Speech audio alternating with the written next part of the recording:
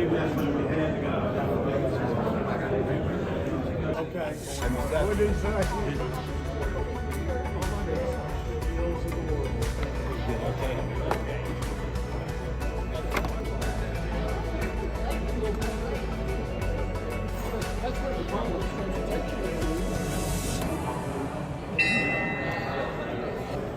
Nice to see everybody this lovely Friday. Let's stand as you all are doing, and let's say our defining statement together. Kiwanis is a global organization of volunteers dedicated to improving the world, one child and one community at a time. Pledge allegiance to the flag of the United States of America and to the republic for which it stands, one nation, under God, indivisible, with liberty and justice for all. Hey, I see Clay with a microphone. Right here. We're going to sing America today. It starts, my country 'tis of thee. My country 'tis of thee. Sweet land of liberty, of thee I sing. Land where my fathers died, land of the pilgrim's pride. From every mountainside, let freedom ring. Thank you, Clay. We have our invocation. Good afternoon. Please pray with me. With so many things beyond our control, plane crashes, wildfires, floods, always remember that who we can help as a local Kiwanis club. And never forget our goal of making the world a better place for the children of Wake County.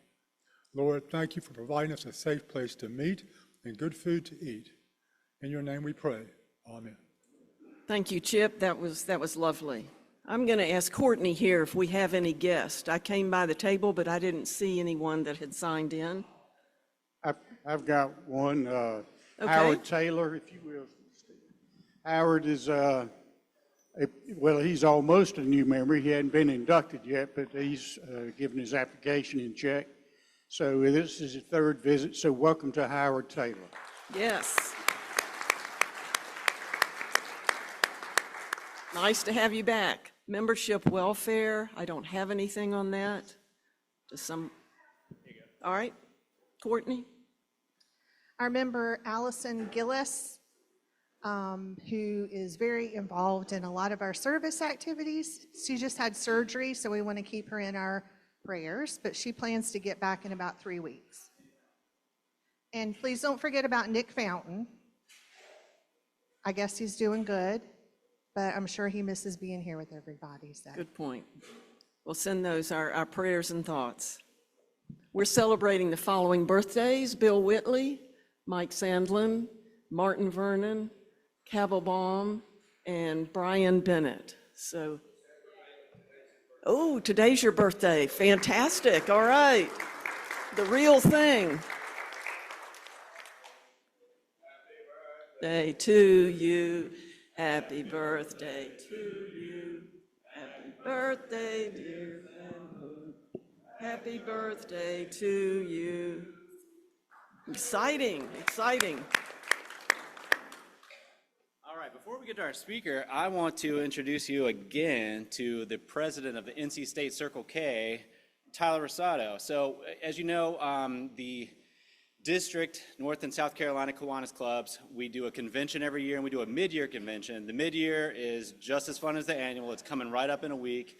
Courtney and I are going from our club, and Tyler is taking a bunch of folks from his club.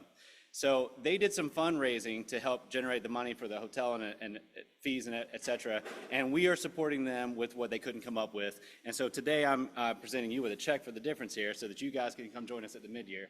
And if you want to tell us about some of the things your club's doing, you're welcome to do that. Thank you. Good afternoon, everybody. It's so great to be here. I love to see the Kiwanis family together in any capacity. So, of course, happy to be here and happy to accept this on behalf of not only myself, but our entire Circle K chapter. We do so much work that often, flies under the radar because we're just on to the next thing and the next thing, and in the busy hustle and bustle of that time in our lives where we're trying to figure out who we are and what we're doing. And so we really do appreciate any support from you guys at Kiwanis who can help us out in any sort of way. With the district convention, it enables us to do all sorts of things. For one, we will be applying for many awards, including for our haunted house event that we do annually for the Boys and Girls Club here in Raleigh. It's a great way to boost visibility on the event and also help continue the event for many, many years to come and help the children out every time Halloween season comes around. It also enables us to engage in leadership development, which is a core tenet of our Circle K chapter and one that I often think we sometimes overlook, so I'm glad to get back to those basics. But also, it enables me to put my hat in the ring and run for district governor of all Circle Ks across the Carolinas district. And so that I personally thank you all for enabling us to do this. Just to keep it brief, I plan on running on a platform that brings in that leadership development into the fold as a way to not only recruit members, but to expand our reach as a club. And so I'd love to chat with any of you more about that, but once again, thank you so much. Yeah, at last year's annual convention, one of the things that really rung with me was that a good leader creates leaders. And that's what he's doing with his club. So thank you for all of your work. And I want to also encourage you, if you guys have volunteer opportunities coming up, tag us in. We're looking for those. And as the ones that we develop, we're going to be tagging you in. So stay in the loop for that. Everybody knows that our agenda has been things that I've been really interested in. So I'm a big space nerd. I'm wearing my Star Trek socks today in honor of our guest speaker. So Todd Boyette, I'll have you come on up here, is our guest speaker today. He's the executive director of Morehead Planetarium in Chapel Hill. I think we've all been there many times at one point or another, but we may not realize just how involved it really is in the space science community. Todd is only the 5th director in a 75-year run of this facility, and many of the projects he's facilitated, one of the many that he's facilitated was the transition from analog to digital. I believe we're going to hear today about their involvement with astronaut training, which is really cool. So lifelong educator and former high school chemistry teacher. Todd has a bachelor's, master's, and doctorate degree in science education from NC State. So let's give a great Kiwanis welcome to Todd Boyette. Thank you.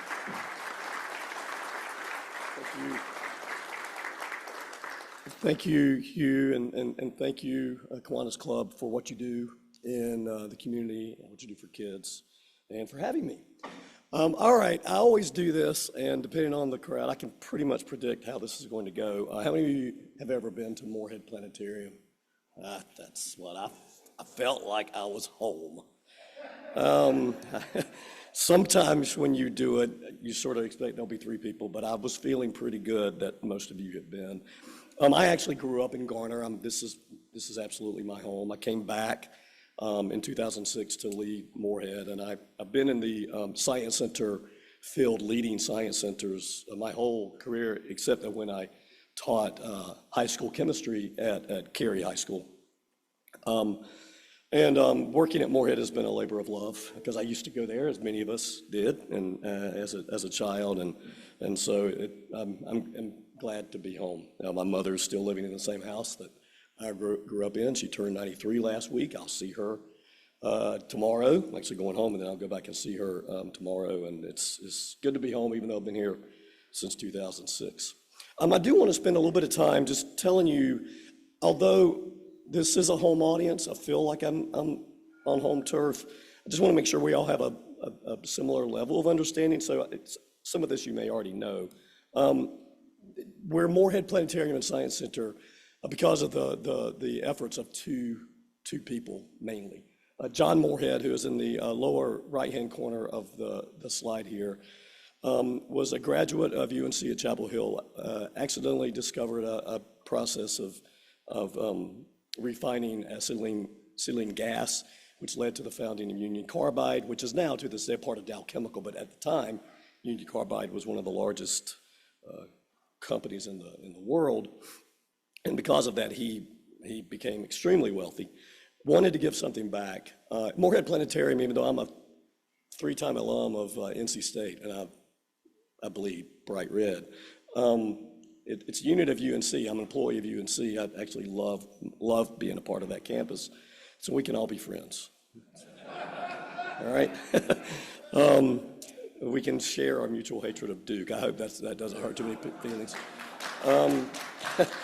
But John Morehead wanted to give something back to the state of North Carolina by giving something to the University of North Carolina. So many people don't know that Morehead Planetarium is a part of UNC at Chapel Hill. We're on campus right there. We're a unit. I report to the provost.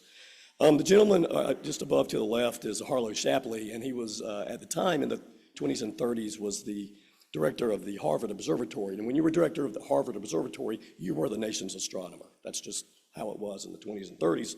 And John Morehead wanted to do something because he felt like the state and the university in particular made him successful. He wanted to give something back. What you did in the 20s and 30s, if you wanted to do that related to STEM, you built a planetarium, leading edge STEM education venues that you could possibly produce. There were none in the South. There were certainly none in on the campus of a university. And so he contacted the nation's astronomers. So Harlow Shapley, John Morehead worked together to conceive of the idea of a planetarium. The war happened and slowed everything down, but we laid the cornerstone, and I say we, although most of us weren't around. We, as a body, laid a cornerstone in 1947. We opened in 1949, and we were still the first planetarium in the South, the first planetarium anywhere in the world on a university campus. So very much a leader from the very beginning. Today, we are now a vibrant planetarium and science center dedicated to certainly promoting astronomy education, but also promoting science in general. And I'm not an astronomer. I love astronomy. I'm a chemistry educator. But my devotion is to get people interested and excited about science. One great way to do it is through astronomy. Astronomy is awesome. It's amazing. The first time you see the rings of Saturn through an eyepiece is magical. I mean, if you haven't done it, I encourage you to, because these telescopes are amazing. You can see them pretty much anywhere. But using a telescope, you can see the rings pretty much anywhere, as long as you leave the downtown areas. We have been reopened the Morehead Planetarium and Science Center since 2020. We closed, had a renovation, opened in November of 2020, middle of a pandemic. We figured it out. And for the last 5 years, we've been Morehead Planetarium and Science Center with programs, exhibits, planetarium shows, lectures, all dedicated to promoting public understanding of science education. Some people would say the epitome of our success was being an answer to a question on Jeopardy.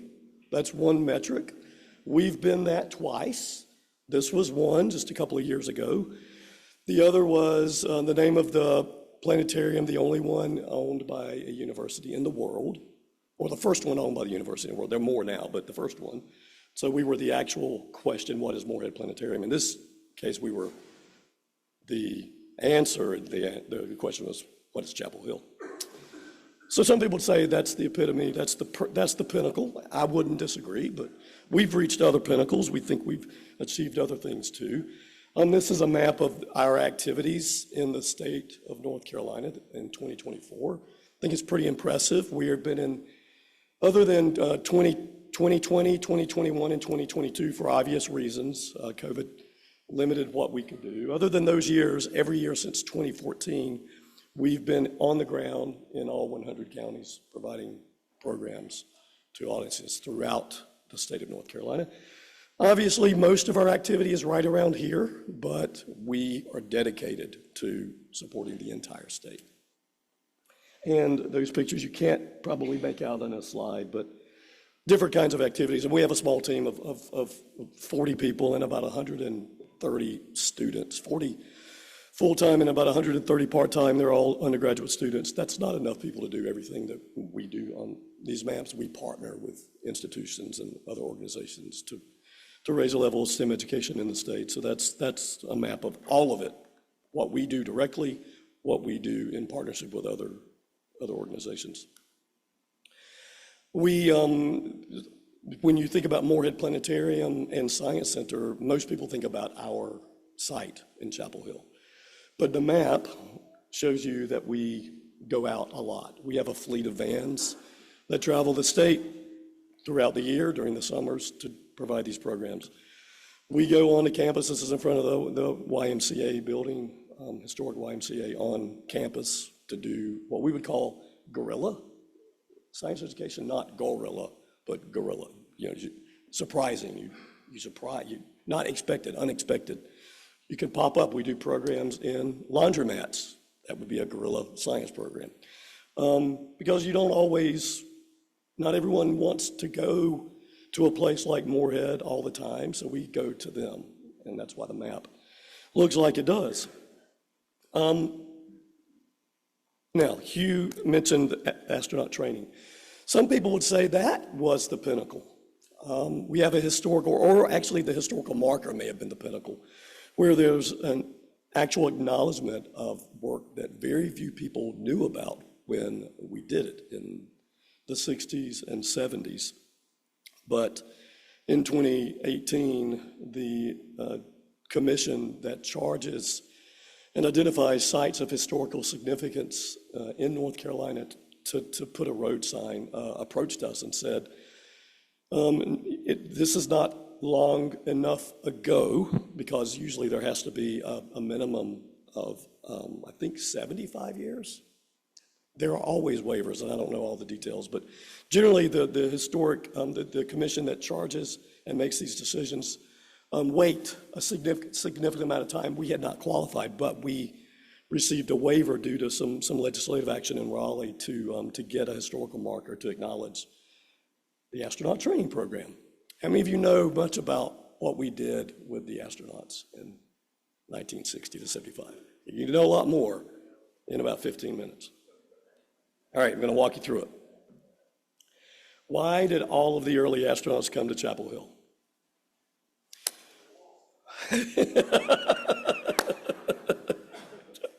Touche, touche. They could have been lost. They were afraid to get lost. How about that? NASA was afraid of losing them. And so you have to think about how primitive our technology was in the 60s. We have a lot more computing power. Actually, I left my phone in the car so I wouldn't be disturbed by calls while I'm doing this. But there's more computing power on your phone, by far, than what we had in the 60s to send people into space. By far, not even close. So what would happen is, the concern was, what happens when we send these astronauts into space and maybe these navigation systems, which were basically made out of shoestring and tape, metaphorically, but basic level stuff. What happens if these navigation systems failed? And they failed quite often. They failed all the time. What do you do? And the thinking was, maybe we can teach them the stars, and like the ancient mariners did back in 100, 200, 300 years ago, you could use the night sky to navigate. And that's exactly what we did. So it's a little bright. You can't see the star. Can you see the star field? Okay, so those of you who know what you're looking at, you might can tell the belt, Orion's belt. You might can tell the Sirius.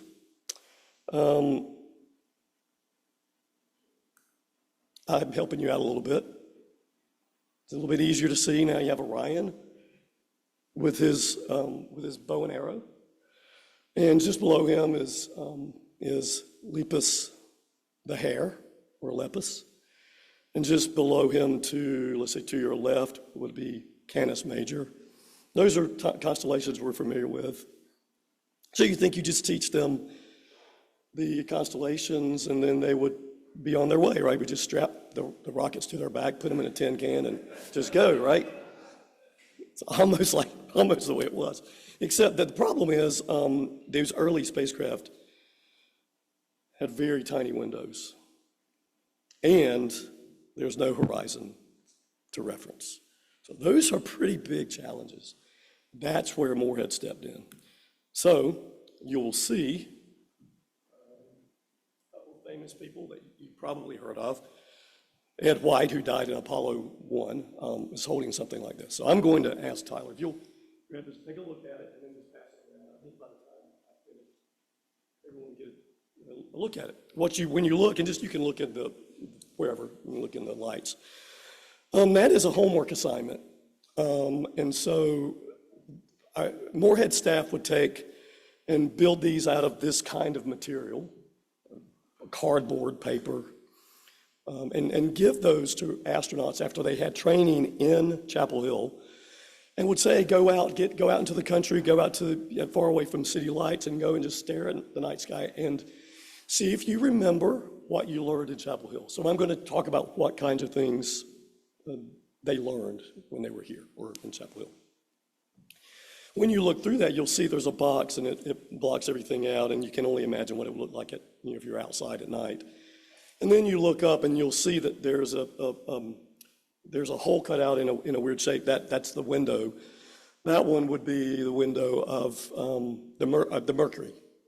Very small because it's mostly metal. We knew they were probably coming back to re-entry, and so it was mostly metal, and there were windows, and those windows were absolutely fortified, but they were small, there were only one or two of them. So that's the restricted view they would have. So you have Michael Collins, all of them came, 62 astronauts came early. So Michael Collins was Apollo 11, he was the commander of Apollo 11. Jim Lovell, very famous, we'll circle back about Jim Lovell. Jim Lovell and Frank Borman were Apollo 8. Jim Lovell was also Apollo 13. Ed White, as I mentioned, was Apollo 1.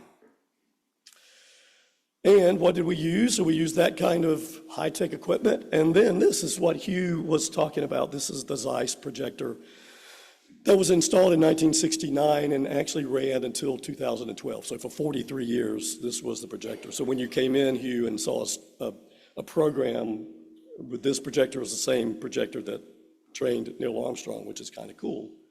And that's what they used. So they used the projection system. These were great at projecting the night sky. But then you had to worry about, well, what about there's no orientation, there's no horizon, and these restricted windows. Well, that's what they would do when they would get home. This would be their homework.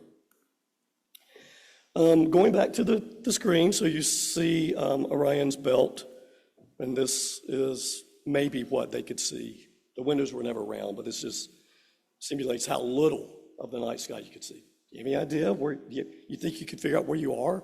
It's about 1/8 of what you would think you could see. So these astronauts had to know the night sky better than anybody in the country. And they came repeatedly. Neil Armstrong came the most that we can identify, which is consistent with who he was, very studious, very dedicated. And the last time he came was the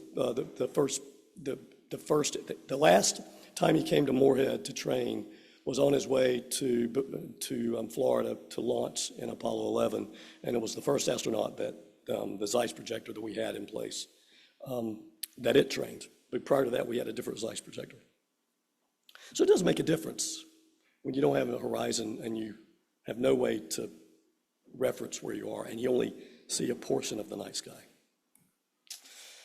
Now, what the Morehead staff did was use very, very high-tech stuff. A barber's chair. I'm not lying. Barber's chairs, for those of us who have been in barber's chairs, are pretty good in terms of how you move. It actually simulates quite well the pitch and yaw of a spacecraft. And so you could absolutely turn.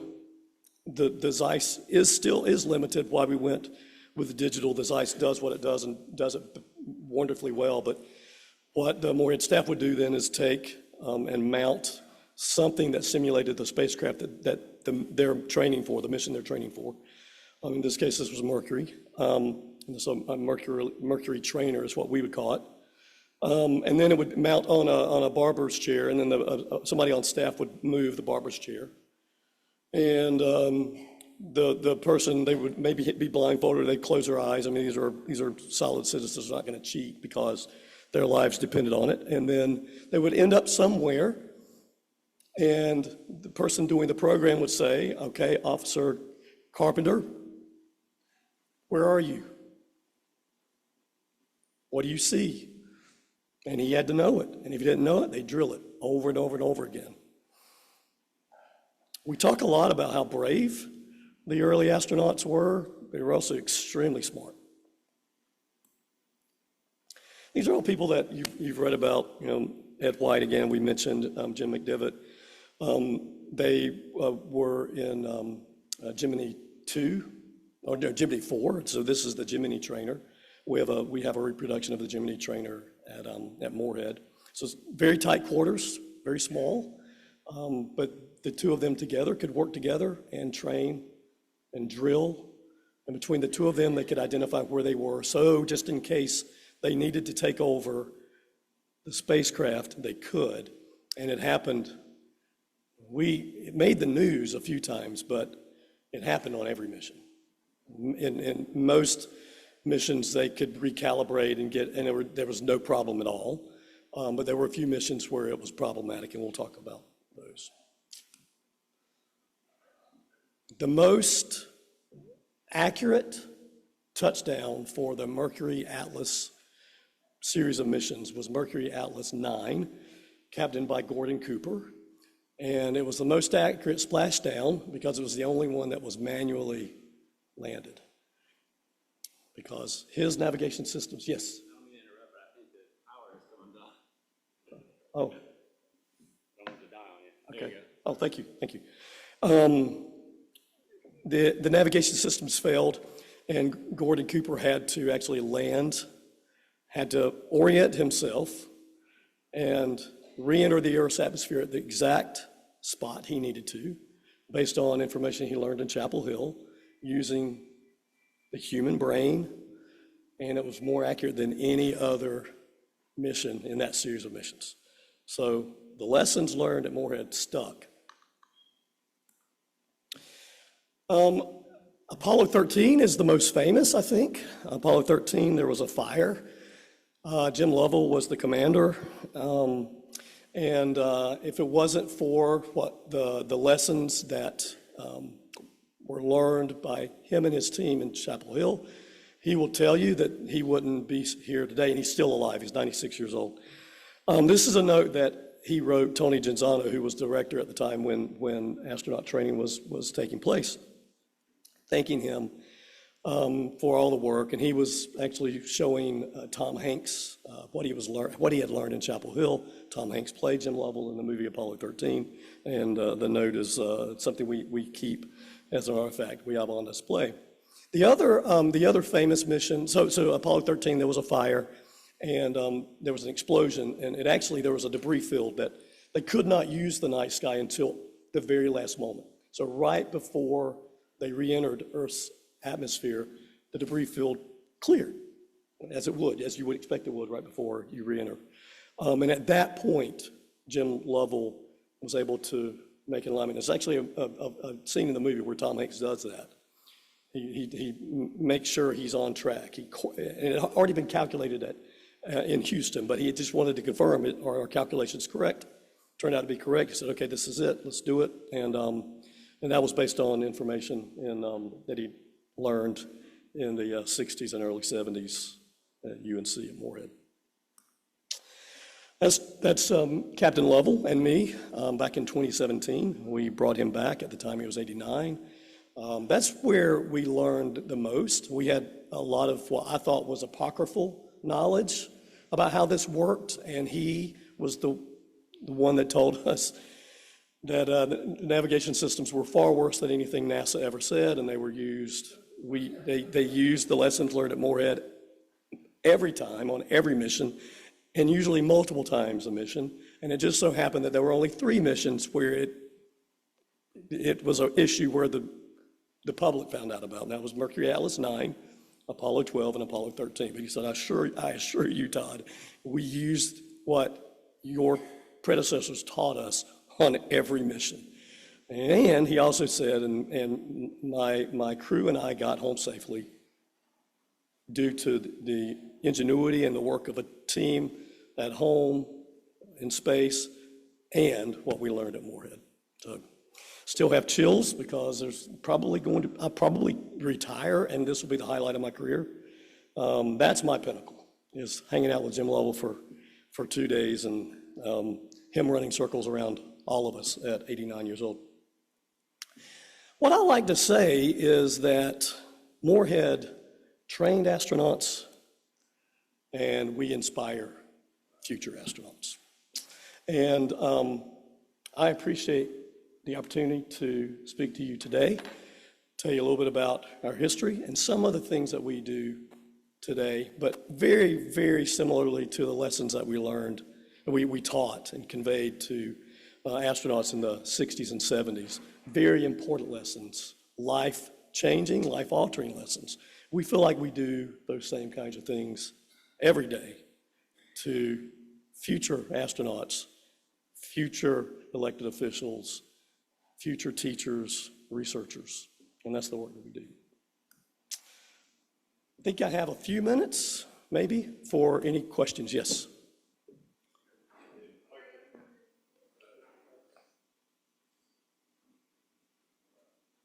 The U.S. program compared to Russia? The space program? Very good, great. I think if you're thinking about government-funded programs, Russia's not nearly the player that I think a lot of people do. China is a significant player in space. And now that the United States has moved towards privatizing a lot of it, I think there was a little bit of concern that the government would get out of the space business. That's not what's happened. It's actually accelerated a lot of innovation. And I think it was okay for us to be nervous about that. But now that it's been going on for 10 years at least, the private sector, the public-private partnership is very strong. And I think that's actually elevated what's happening here in the United States. And we still lead the world. Yes? The night sky would only be available on the shadow of the Earth, is that correct? I'm sorry, say that again? The night sky would only be visible when the satellite was on the dark side. You mean if you were on the moon, you wouldn't be able to see the sky if you were on the enlightened side, the bright side, which is true. You wouldn't be able to see it's so bright on the lit side. You can't see the reflection. I mean, we can see the reflection of the light from here that's on the moon. So imagine if you're on the moon, how bright that is. You can't see any of the stars on your surface. But while you're orbiting, you would be able to see it on the shadow. As soon as that's exactly right. Now you get farther away from the moon, and it's not an issue. But as you approach the moon, that reflected light is pretty bright. And that's actually some of the Apollo moon landing deniers. I'd love to debate anybody who's a denier here. That's one of the things they go to is you look at the footage and that you can't see any stars. Well, you can't see any stars because it's too bright. I mean, we can see the reflected. I need to stop because I'm not hearing any denialists over here. But it's so bright. I mean, we can see the moon from here, 250,000 miles away. And so when you think about being on and having a camera on the moon, it's just too bright. You're not going to see the stars. So anyway, I digressed. Excuse me. I think it's here. Yeah, two quick questions. Yeah. The planetary alignment right now, is Morehead doing anything to show that to prospective people coming in? And the other thing is, my son is an engineer at NASA at Kennedy, and he's working on the SLS, Artemis, and Orion. Does UNC get involved in any of the current space program? Yes.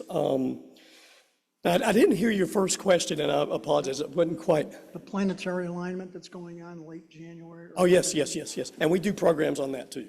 So we are very much about current science. It's actually that's what we focus on. So it's current astronomy, current space. We do, the reason when Hugh approached me to do this, I just wanted, I felt like the astronaut training program would be a winner, would be a home run. It's a big part of our history, but yes, there's a lot. We do current science now.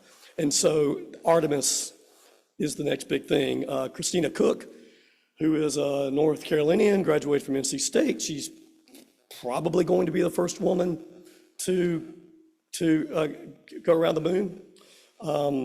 There'll be, and she probably won't be the first woman that lands on the moon because she's going to be the first woman that orbits the moon.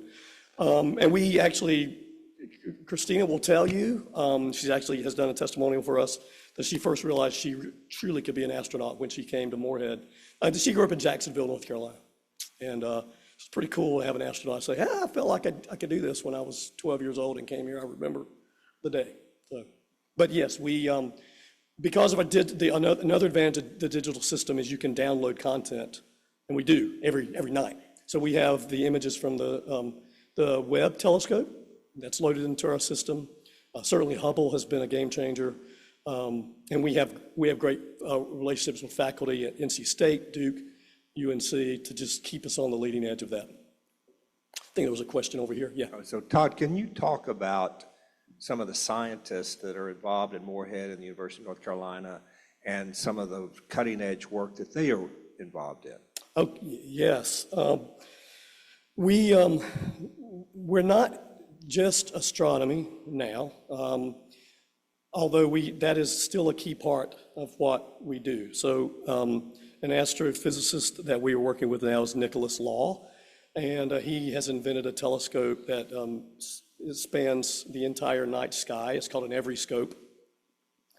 And he can, that everyscope allows astronomers to have an entire view of the entire night sky at all the time, so you don't miss any phenomenon at all. So we work with Nick. We have a small one on display you can play with, and so Nick Law. Infectious disease is a big effort. You probably heard a lot about Carolina's work during COVID. Infectious disease is always going to be here. We don't talk about COVID. We don't talk about coronavirus. We could. I think we're probably kind of tired of hearing it. But the mosquito-borne illness is big. So Ralph Barrick's lab, who does a lot of work in that field. Let's see, Jeff Dangle does a lot with plant pathology and using microbes in the soil to use natural pathways instead of chemical pesticides and herbicides. So we have a whole area, it's a virtual area where you learn about good fungus, good fungi, bad fungi, bacterial microbes, how we work in concert with them to improve the health of crops. And there are a lot, but those are the kinds of things. So basically, any science topic is fair game if the researcher is willing to work with us, and we can figure out what is the compelling story that the audience can take something away from. Because some of it may be a little obscure, so we have to figure out how to interpret it. But we work right now with more than 200 faculty that are doing research in one way or another. Some of them work in groups, so they may be working on one project, 4 of them, but that's the kind of thing we're doing. I don't have any astrologists. I don't have any. We don't work with astrologists. Astronomers. Oh, okay. I thought you were doing that on purpose. That's a lot of people make that. Don't. Yes. So Dan Reichart. So Nick. He would say he's an astrophysicist and an astronomer. And then Dan Reichart is he's an astronomer, and he's trying to create a nationwide network of volunteer amateur astronomers to keep their telescopes online all the time, to do the same kind of thing that Nick is doing, but make it more of a citizen science project. We work with Dan a lot. Christopher Clemens, who's the provost, is also an astronomer. Good to have an astronomer who's the provost, my boss. And he works in globular clusters, which are just small baby stars. I mean, I could go on and on and on, but that's really what we do. Because I believe, and I'm a nerd, I know I've got to stop. I believe there are heroic efforts being made in research labs and universities all across the country. And we just don't know about it enough. And so that's really what we do. Yes, I think this may be my last question, probably. Yes, since the Trump administration has Mars in the crosshairs, do do you anticipate any training on prospective Mars astronauts? For us, probably not. I think, and it has nothing to do with us. It's just they stopped the celestial navigation program in 1975. So we stopped doing it in '75 for one reason, and that's because they stopped sending astronauts into deep space. They went to the shuttle mission, and it was all low Earth orbit. Now they're going back into deep space. The technology has changed so much. They still do the training. They do the training themselves. So you can, I mean, although we would say yes, we would absolutely do it, but they don't. They can do through virtual reality. The technology, you don't have to go into and reserve a giant planetarium dome and sit on a barber's chair and do that. It's just times are different. So you can slap on an Oculus headset and in your back in your recliner, and you could do that, and that's where it's headed. But we sign us up. We do it in a heartbeat. We would agree to do that in a heartbeat because we felt like we were on the. I think Morehead was on the front lines of the Cold War. I think we played a major role in national defense. So, of course, we do it again if asked. I don't know. I know I'm running out of time. Last question? Okay. Real quick, you've been with Morehead 25 years, 30 years? No. I've been there 19 years. Like 2006, yes. Yeah. How did you get that job? You enjoy what you're doing? Can you tell? Maybe. I don't. I'm just curious. How did you get this job that you? Yeah, I got lucky. I accidentally thought I was going to be a professor. Accidentally discovered the power of science museums and what they can do for their community, and I decided that's what I wanted to do. And I had led a couple of smaller science centers and met the interim who was doing the interim work at Morehead while they were doing a national search. I was not looking for a job, and I don't know, he thought you're the guy. So he called me and said, would you be interested? I said, I don't know, maybe. And then he put my name in the hat, and then there was a process, and I got lucky. So yeah, and I've been at it 19 years. I feel like I'm not working, so. The stars aligned. Thank you very much.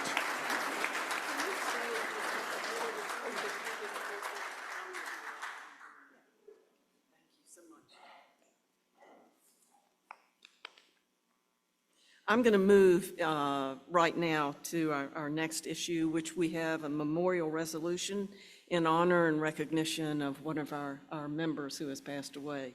And Charlie, I'd love to hear what you have to say.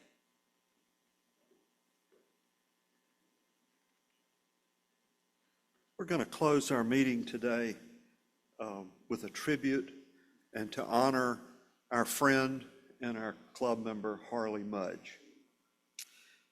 We have a memorial resolution in honor and recognition of Harley Lorenzo Mudge, Jr. Whereas Harley Lorenzo Mudge, Jr., son of Harley Lorenzo Mudge, Sr., and Athea Black Mudge, was born March 3rd, 1938, in Raleigh, North Carolina, and died on November 1st, 2023, in Raleigh. And whereas Harley Lorenzo Mudge graduated from Broughton High School and North Carolina State University, where he earned a degree in mechanical engineering in 1960. He spent much of his working life at the North Carolina Department of Transportation, retiring in 2000 as Assistant Director of the Equipment Unit. And whereas Harley Lorenzo Mudge, Jr. was an active member of the Raleigh JCs for several years, and in recent years, he was an active member of Highland United Methodist Church. He had a lifelong passion for sailing and enjoyed woodworking and spending time with his family and friends. He was a genuinely kind and generous person with a marvelous sense of humor and a ready smile. And whereas Harley Lorenzo Mudge Jr. was survived by his wife of 38 years, Marilyn Mudge, his son, Trip Mudge, and wife, Joanna, his granddaughter, Anna Mudge, his son, Turner Mudge, and his sister, Melanie Mudge. And whereas Harley Lorenzo Mudge Jr. joined the Kiwanis Club of Raleigh, North Carolina in 1978 and was an active, dependable, and valued member. He chaired the Shepherd's Table Soup Kitchen Committee for many years, and he received the C.A. Dillon Jr. Fellowship Award. And whereas Harley Lorenzo Mudge Jr. was a loving family man who opened his heart and offered sound advice and counsel to his friends, to his family, and to members of the Kiwanis Club of Raleigh, North Carolina, who recognize him as a suitable role model for any citizen who seeks to make a positive impression among his or her family and to leave the community a better place than he or she found it.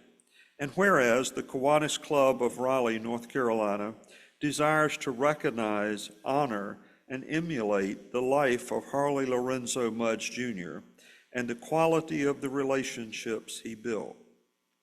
Therefore, be it resolved that the Kiwanis Club of Raleigh, North Carolina, hereby memorializes the life of a loyal member, Harley Lorenzo Mudge Jr., celebrates his career, and commends to all a life well lived and a demonstrated dedication to his family, to his friends, to his church, and to his community.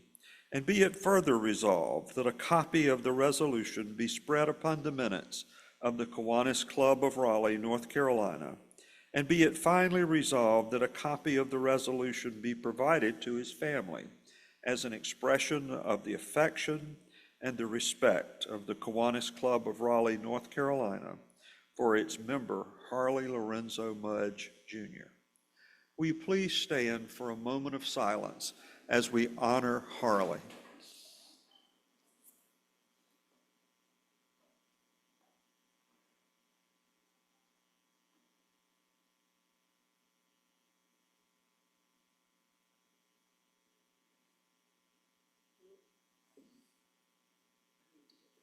Thank you.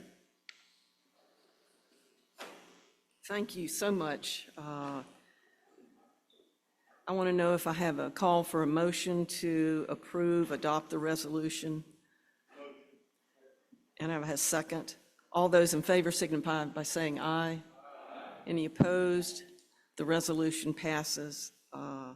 We're just very, very happy about the memorial resolution in honor and recognition of Harley Mudge. Thank you all so much. It's the end of our meeting.